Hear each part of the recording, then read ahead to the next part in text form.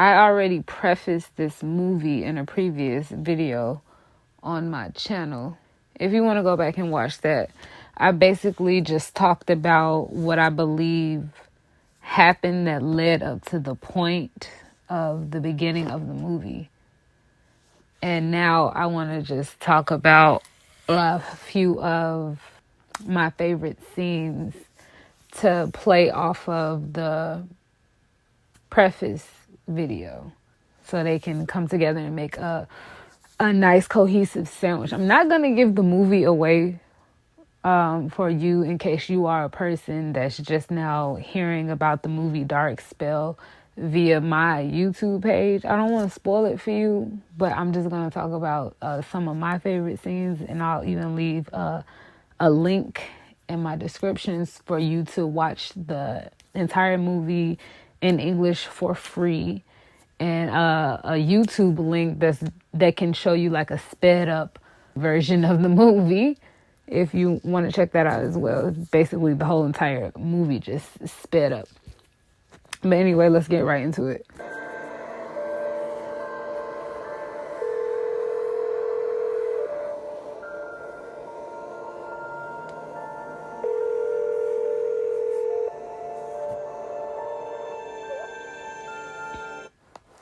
So she's calling and calling and calling, and she's not getting an answer. But just because she's not getting the answer doesn't mean she's going to stop calling.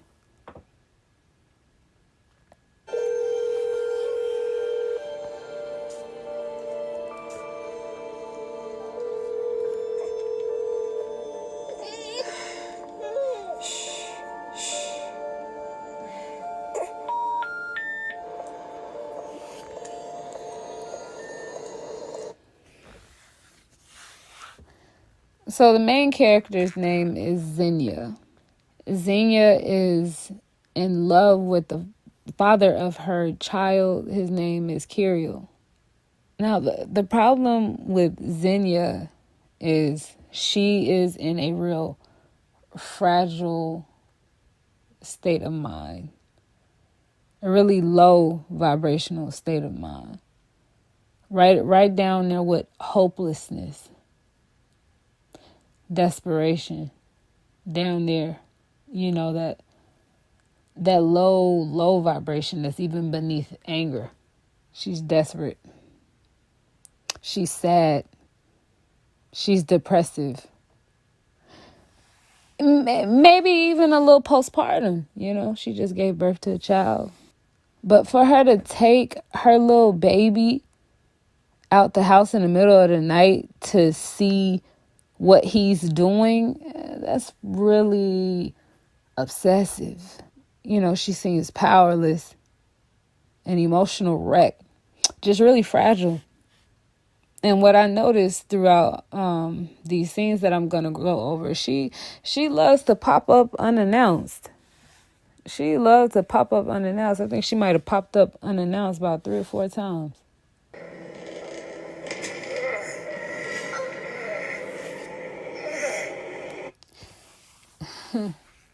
So Zenya is looking for her baby daddy. She finds him. You know, she was blowing his phone up and he wasn't answering, so she had to go find out why he wasn't answering the phone. And she sees him rocking the bedrock with another woman. And as she approaches, carrying their child, she has the baby in her hand, but as she approaches, she knows what's happening, but she continues to approach and then has this look on her face that she's just so stunned and shocked and hurt.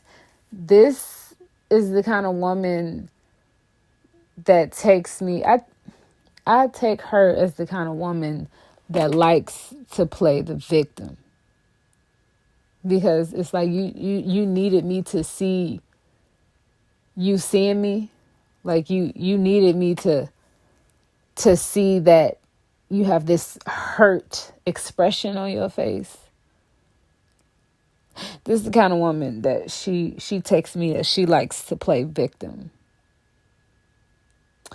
And I say that in combination with other attributes of her that she expresses throughout the film.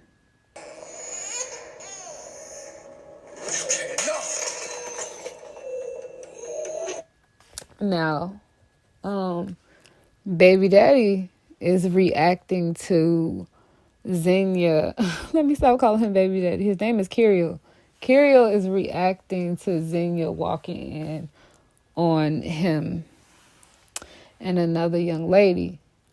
And his reaction, it isn't like, oh my God, I'm embarrassed. Oh my God, no, let me go chase after her. Oh my God, I'm busted.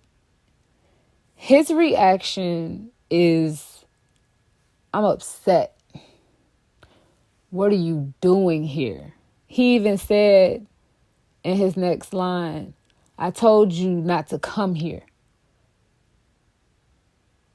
Like, I told you don't come here, and you came here. Like, he just said, like, she just called him back to back to back to back to back to back to back, and he wasn't answering the phone. So she decided to pop up on him. She's a popper-upper, is what I like to call it when, you know, it be happening in real life. She's a popper-upper. But he didn't like that. He didn't react in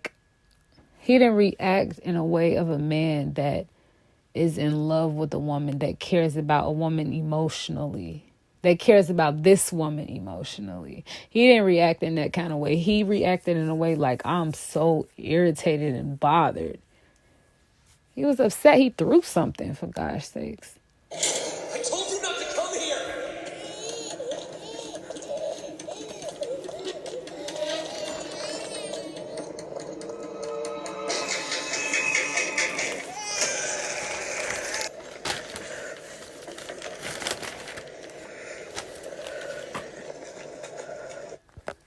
So she's at work and she's an emotional wreck.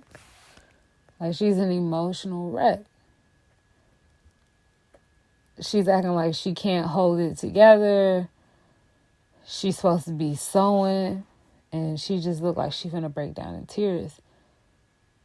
And it's like, okay, I feel you, girl. But part of me is also like, dang, you want some attention, don't you? Because it's not a thing. It's not a thing to just remove yourself and go collect yourself. Woosah. But it's like she's just sitting there and pretending to not want to be seen. She wants somebody to come ask her what's wrong so she could talk about it. She want to talk about it. Zenya, what happened?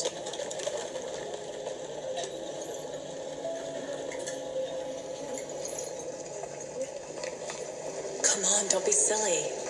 You can't change what happened. Believe me, he'll love you more than before. It could happen to anyone. You should just tell him you didn't see anything. So her coworker, it's probably her boss. She's suited. Her coworker tells her, "Oh, just act like you didn't see anything. It could have happened to anyone." Like, I hate that. I hate when people do that. You know. As a side note to the movie, well, you know, when people be like, "Oh, men will be men. They cheat. It's just something you have to deal with." It's like, no, that's the man that you picked. Because I believe there are a lot of men out there that have self-control. As you get older and you date, you realize, like, a man with self-control is very attractive. Like, if he can have self-control with you, then you know he can have self-control with other women. Like the way that he treats you in the beginning, and he controls himself and doesn't just try to just have you, that is so attractive. I bring that up to say this. When her boss says that any man can have a slip up, he can mess up, she doesn't know this about Xenia. She doesn't know that this isn't Curio's first time being with another woman outside of her. Now, Xenia is probably the kind of female that tells everybody in her workplace, everybody in her life, everything is fine. We just had a baby. Everything is cool. We're together. We're married. The lady earlier referenced, she said, what was your wedding like? You know, assuming that she's married. Her coworker is just trying to tell her, like, oh, every man slips up. It's okay. It's okay. Forgive him. Every man slips up. No, only men that lack self-control slip up.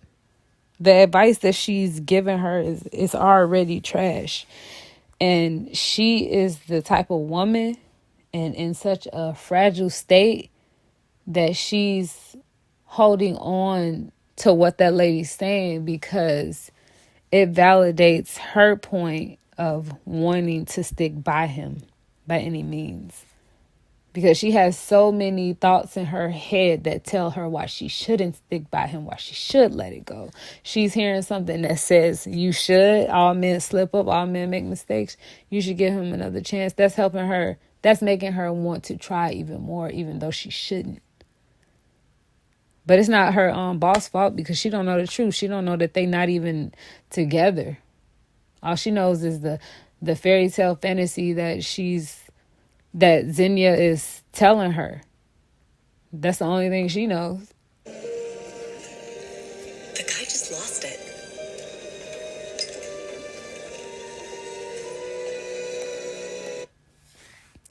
She said the guy just lost it. He just lost what? What did he lose? He lost control. The guy just lost it. He slept with another woman. He just lost it. He lost control. He lost self-control. Now, look at this. So she's looking over some old drawings of curios that he drew for her and of her. And she, essentially, she's just adding fuel to her sorrow and her broken heart. You know, she's just sitting in a bath of her sorrow. You know, like instead of like distracting herself with something that can make her happy, instead she's choosing to like sink into the darkness because it makes her feel something. And though that something is not good, for some people it's, for her, she's okay with it. She's okay with it. I feel something. Right now, I don't know how to feel happiness. I don't know how to reach for happiness in her case. So what does she do? She reaches back in the past and tries to hold on to memories of when they were still happy, still together. But instead of it making her feel better, it's making her feel worse because she's thinking about all the things that she does not have anymore. She's adding fuel to her broken heart instead of trying to come out of it.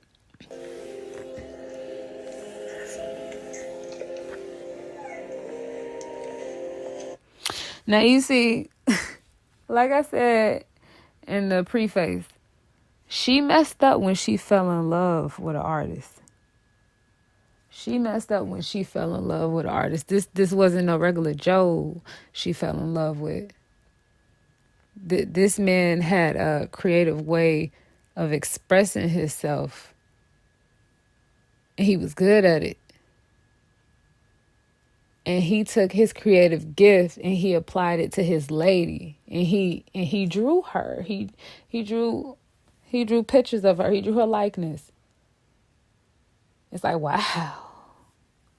And then he let her have it. Look at all those pictures scattered around the table. He let her have that picture. He let her have that picture. He let her have that picture. Wow. He was really in love with her, just as she in love with him. But something went wrong. Along the way, something went wrong. Man, be careful, fall in love with them artists. I'm trying to tell you. Like I said in the preface, those are some powerful magicians, artists. They're powerful magicians. Okay, enough. Enough. Stop torturing yourself. You can't force him to stay. Forget about him, Evgenia. My mama said, enough. You can't force him to stay. Forget about him. Get him out of your head. That stuff is so hard to hear. Like when you in that low space and somebody tell you that, forget about him. Get him out your head. It's not that easy. When you're down there and you're in it, you can't even hear what that means. And you definitely cannot see the trees through the fog. Like, how do you get there, mommy?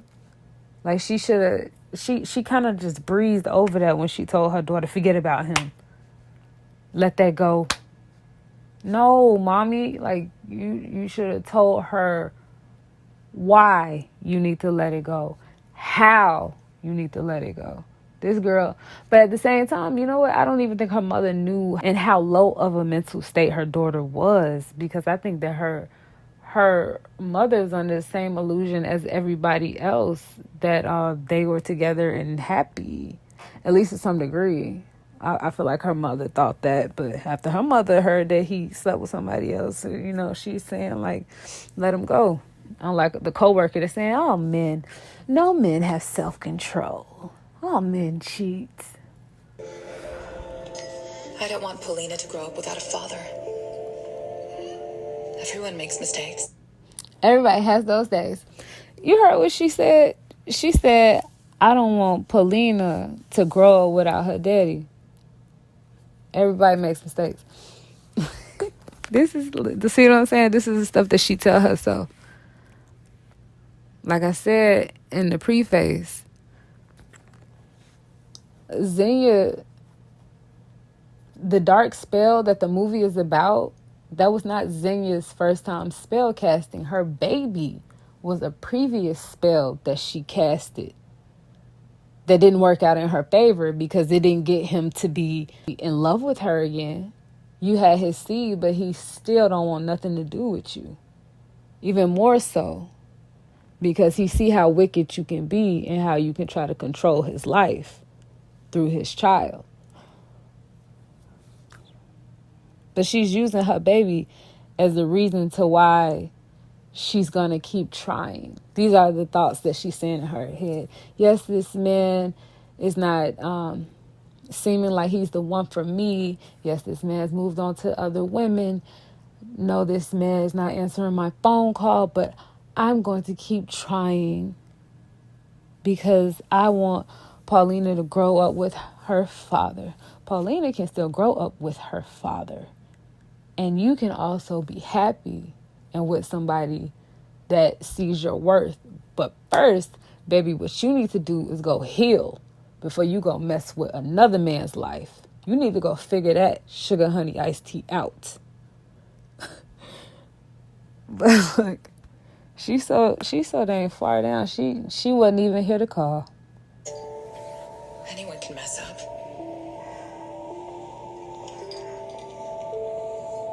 Here.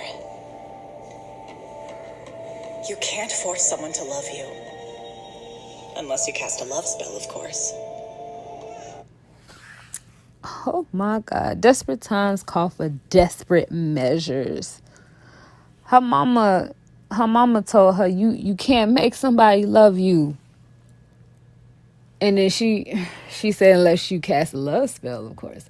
Now her mama, once again, I reiterate, her mother does not realize how low down and desperate she is. She doesn't know her daughter's mental state. So they haven't been having these conversations about what she's really going through.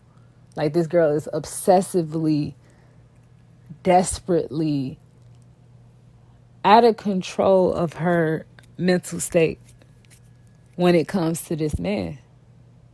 She's in pure panic mode when it comes to this man. She needs to get him back, and she does not see how.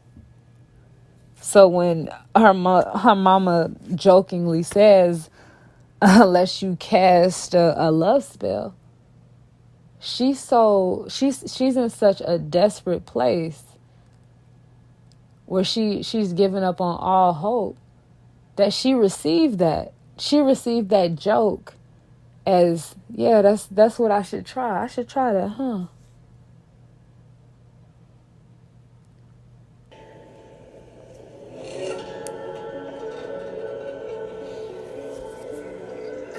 Hello, Elena. Is Kier home? What? So in this next scene, Xenia goes over. She does another pop-up. It's like pop-up number 2. Okay. Xenia pops up over Curio's mother's house. And we kind of glance for the first time at the dynamic between her and her child's grandmother.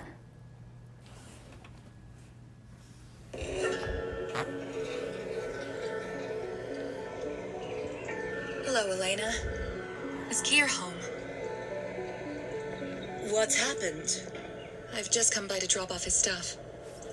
He promised to stop by and pick it up, but he's been ignoring my calls for 3 days. That's a lot to unpack right there. I ain't even gonna lie. That was a lot to unpack.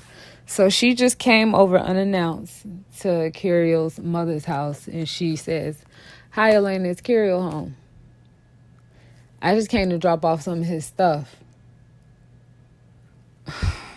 He hasn't been answering the phone, so I'm using this bag in my hand as an excuse. She's casting a spell. She's trying to force him to be in her presence. You understand? You came over here with a bag full of stuff that he probably don't even care about. He probably say, throw it away. How he feeling about you right now? I don't want it. You can throw it away. Coming over here with a bag full of stuff just so you can be in this man's face.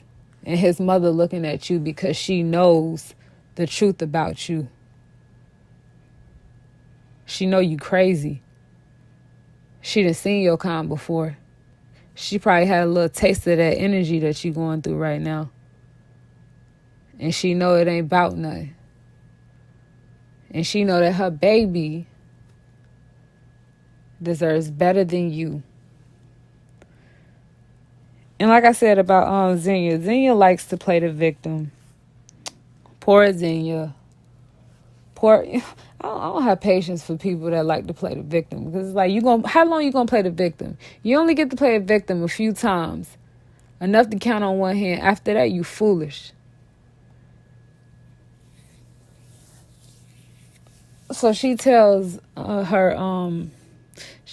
Curio's mother, he's not answering the phone. I'm trying to bring this bag. I'm trying to get him his stuff. We kind of had a breakup. Trying to get him his stuff. He ain't answering the phone. If that's the bag that you took from your house to give to him, he wasn't even that like that. He don't care about none of that stuff like that. It ain't like you came in a U-Haul.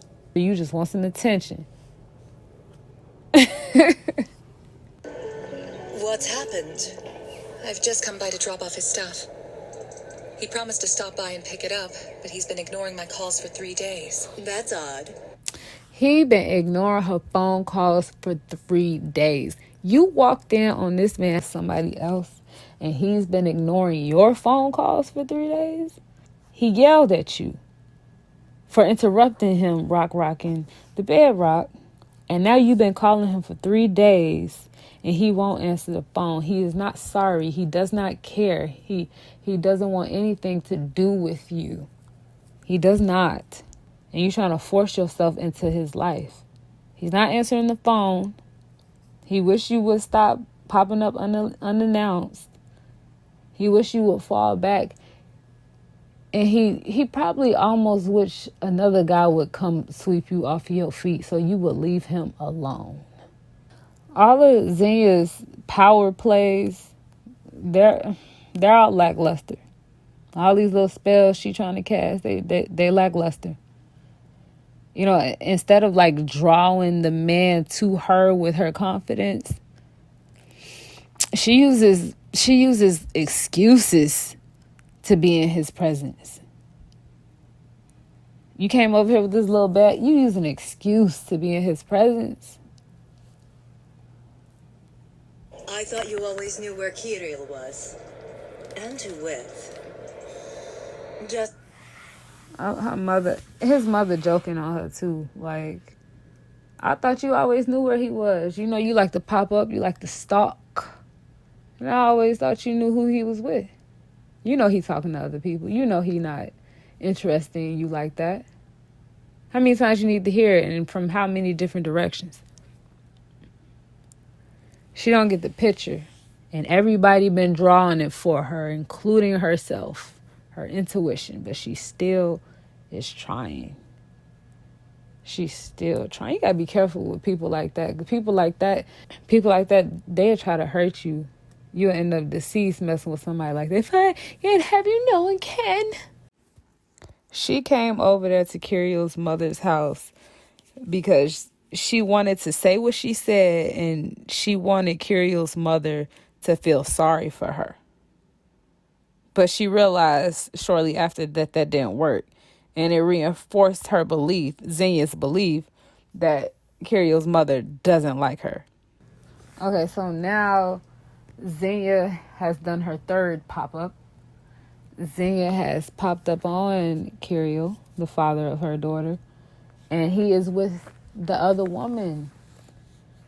He's with the other woman that she walked in on him with, and she's trying to force herself into his presence so he has to see her, so he has to talk to her. She's forcing herself onto this man. She's using her power, and it's just so desperate. She's forcing herself onto this man.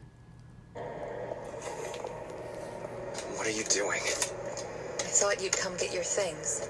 Didn't have time. We need to talk. And he gave her the nod, like, what's up? You can see other girls. If that's what you need for your life and your creativity. And she told him, you can see other girls. If that's what you need for your life and your creativity. You can see other girls. I'm alright with you seeing other girls. And I tell myself, you want to see other women for your life because you're young and for your creativity. So you'll be able to spark new ideas. You know he want to see other women because he don't want you, baby. And she's willing to take him any way that he's willing to give himself to her. But he's so past that point that he don't want to give any of himself to her because she tried this power play on him before. And that's how they ended up with that child. That was, like I said, that was the other spell that she casted on him. Trying to still hold on to him some type of way, and he's still trying to hit it because it's he got access to it, so why not? And she took advantage of that, and she trapped him with a baby. But the difference between then and now is he doesn't want to give her anything, not even a D. Like, he don't want to give her anything. Like, he's done with her. And she's just trying to tell him, like, you can see other people, just, Stay a part of my life. Be a part of my life more. Oh, she's so low. Gosh. We can handle it, right? Yeah, well, there's no us. She said, we can handle it, right? We can handle it. He's so sick of it. Like, stop. He said, yeah, well, there is no us. Like, stop trying to force yourself into my life. Stop trying to make yourself fit in places where I don't want you. There is no us. That's done. I don't have anything to give you. Life and your creativity. We can handle it, right? Yeah, well, there's no us. You're suffocating me, all right? He said, there is no us. You're suffocating me. All right? Like, what more do I need to say for you to realize? Like, you're killing me. Like, go away. You're killing me. You trapped me with this child, and now you're just popping up everywhere I am. You're blowing up my phone. You're suffocating me. Why won't you just let me go? Of course there's an us. There's you, there's me, and Paulina. Like I said, the baby is one of the previous spells she casted. Of course, she said, of course there's an us. Silly boy. You silly boy. Of course there's an us. There's you, there's me, and there's Paulina. I already enforced that spell a long time ago. You just not catching up. She got pregnant on purpose to trap him. To make him always be a part of her life. Beck and call. To some degree, at least, because he ain't even... you try to answer the phone, even with the baby involved. But this usually is how it goes. Like, this is usually how it goes. Of course there's an us. There's you, there's me, and Paulina. And what? You think you own me because I got you pregnant? See, that man's smart. He said, you think you own me because I got you pregnant? And in her mind, yeah. We have a child together. That's your child. So you have to be a part of my life forever. No matter what. Forever. So yeah, she thinks she owns you. You think you own me because I got you pregnant? Get off, idiot!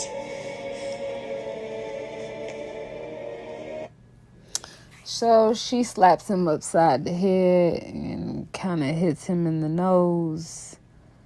And from the way he reacted, he just pushed her away and said, "Get off, you idiot." It didn't seem like that was the first time that she attacked him. So she might have like rage issues on top of all this suffocating desperation energy. She might have rage problems, which would make sense because, you know, anger, rage, they're right down with the low vibrational spirit, but it's just that desperation, hopelessness, they're beneath rage. But the way he reacted, he didn't seem like he was in shock, like, oh, you put your hands on me. I'm sick of... Like, he reacted real calm, like it wasn't the first time that she did that, and he just kind of, like, he kind of used to it. Xenia really needs to learn about the age-old saying of never let a man tell you twice that he don't want you. Never let him tell you, show you, or prove to you that he don't want you more than once. Because once you accept that, and you accept that he's telling you again, he don't want you, he can't want you, he don't value you, he couldn't possibly value you. Once you let him tell you that over and over again, he's going to see that, oh, she'll just accept whatever I give her. And I don't have to give much. I don't have to do much. I don't have to do much work. I don't have to make much of an effort because she'll just accept whatever I give. I don't really want her, but she's still sticking around. So, hey, it's just like bonus when I want to hit it type vibes. But nothing I'm really taking serious. Never let a man tell you more than once he don't want you. Lord Jesus. Get up, idiot.